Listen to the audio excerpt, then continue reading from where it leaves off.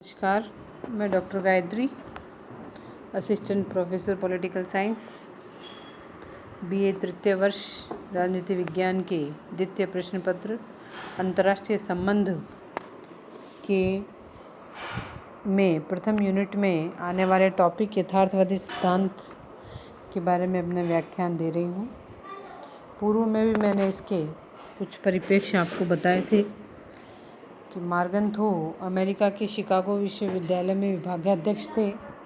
उन्होंने अपनी पुस्तक पॉलिटिक्स अमंग नेशंस में दो दृष्टिकोण प्रतिपादित किए हैं, राजनीतिक आदर्शवाद और राजनीतिक यथार्थवाद।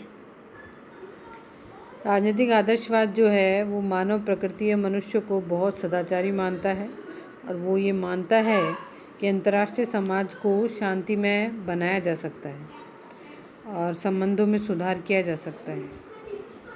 और दूसरा जो उनका दृष्टिकोण है वो राजनीतिक यथार्थवाद, जिसमें उन्होंने राष्ट्रों के मध्य शक्ति के महत्व को स्वीकार किया है और उन्होंने ये माना है कि शक्ति की प्रतिस्पर्धा राष्ट्रों के मध्य चलती रहती है और इस प्रतिस्पर्धा को ही उन्होंने यथार्थवादी स्वरूप का उन्होंने वर्णन किया है और उन्होंने ये माना है कि मानव स्वभाव जो है वो यथार्थवादी है और प्रतिस्पर्धापूर्ण है।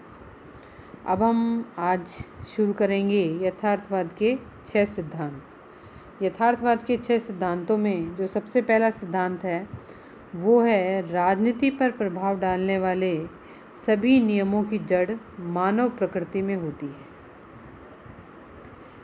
मानव समाज की भांति राजनीति भी उन यथार्थवादी नियमों से अनुशासित होती है जो मानव प्रकृति में निहित हैं। अतः समाज या राज्य का स्तर ऊंचा उठाना है तो इन नियमों का ज्ञान होना हमें आवश्यक है। मॉर्गन थो मानता है कि राजनीति के वस्तुनिष्ठ नियम होते हैं जिसके आधार पर किसी सिद्धांत का निर्माण किया जा सकता है।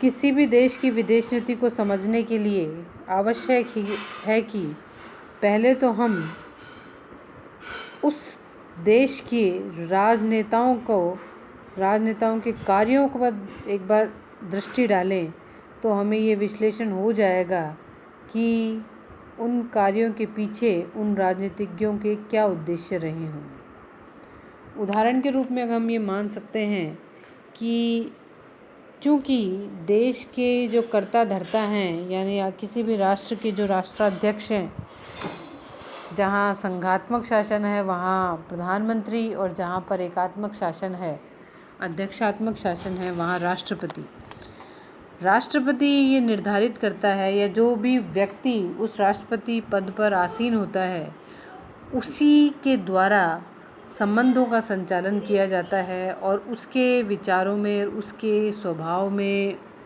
वो जो चाहता है उसी के माध्यम से नए नए नियम और नए नए नीतियाँ अंतर्राष्ट्रीय स्तर पर शुरुआत की जाती हैं।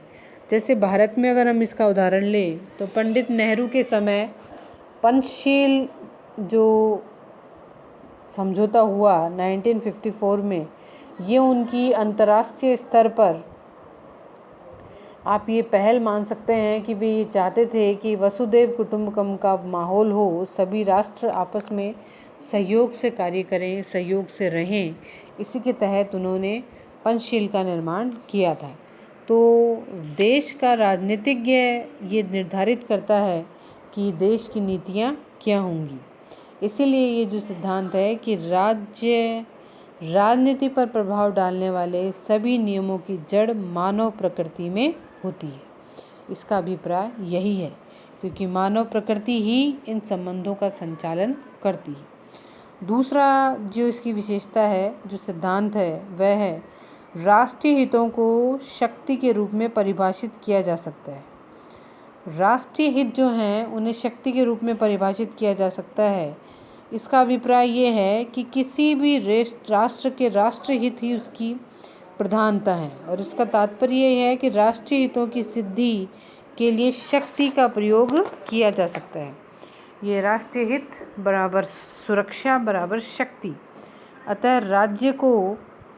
अतः राजनीति में शक्ति से पृथक करके नहीं समझा जा सकता है। सेकेंड वर्ल्ड वॉर के प्रारंभ होने के समय तक चैम्बरलेन जो वहाँ के प्रधानमंत्री थे, ब्रिटिश पीएम थे ये, उन्होंने नैतिक नीति अपनाई लेकिन वे सफल नहीं हुए। तो उनके उत्तराधिकारी के रूप में जो अगले पीएम आए, चर्चिल, उन्होंने अनैतिक नीति अपनाई पर वे सफल रहे। इसलिए किसी भी देश में की सफलता इस बात पर निर्भर करती है कि आप किस प्रकार से अपनी शक्ति का प्रदर्शन कर पा रहे हैं और विश्व में या अंतर्राष्ट्रीय स्तर पर आप अपनी शक्ति को किस प्रकार से बाकी देशों से अपनी शक्ति के बारे में लोहा मनवाते हैं कि आप कितने शक्तिशाली राष्ट्र हैं। तो राष्ट्रीय हितों को शक्ति के रूप में परिभाषित किया जा सकता है। जो भी आपके राष्ट्रीय हित हैं वो आपकी शक्ति हैं। अगर आप शक्ति अर्जित करते हैं सुरक्षा के लिए, जैसे कि हमने 1974 में परमाणु जो परीक्षण किया था वो हमने हमारी शक्ति की बढ़ोतरी के लिए किया था और उसको बढ़ाने के लिए हमने राष्ट्रीय हित के एवज में कि हमें सुरक्षा के लिए आवश्यक है, इसीलिए हमने उसका परीक्षण किया था। राष्ट्रीय हितों का कोई निश्चित अर्थ नहीं होता है। राष्ट्रीय हित का परिस्थिति, स्थान और समय का कोई प्रभाव नहीं पड़ता है। फिर भी वह मानता है कि राजनीतिक और सांस्कृतिक वातावरण के परिवर्तन में राजनीतिक क्रिया में परिवर्तन होता है। ये क्रियाएं भी राष्ट्रीय हित को प्रभावित करती हैं। अतः शक्ति का विचार बदली हुई परिस्थितियों में बदला रहता है।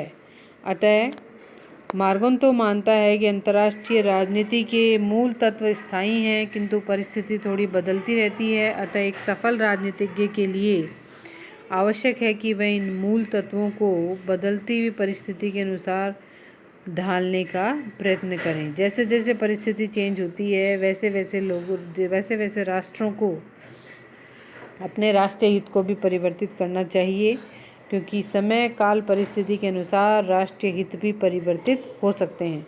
उदाहरण के तौर पे अगर हम ये माने कि द्वितीय विश्व युद्ध के बाद जब कोल्ड वार की परिस्थिति थी, तब हमारे लिए आवश्यक था कि रूस के साथ हमारे संबंध अच्छे हों, और उसके बाद की परिस्थिति में जब यूएसएसआर का डिसइंटीग्रेशन हो गया, उसका विघटन हो गया, उसके बाद हमारे राष्ट्रीय हित इसमें थे कि हम अमेरिका के साथ भी अपने संबंधों में सुधार करें।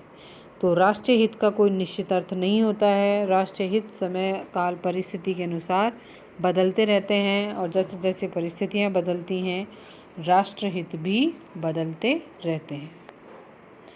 तो आज हमने 3 सिद्धांतों के बारे में पढ़ा। सबसे पहला सिद्धांत कि राजनीति पर प्रभाव डालने वाले सभी नियमों की जड़ मानव प्रकृति में होती है।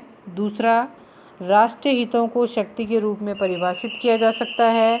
और नंबर 3, राष्ट्रीय हित का कोई निश्चित अर्थ नहीं होता है। धन्यवाद।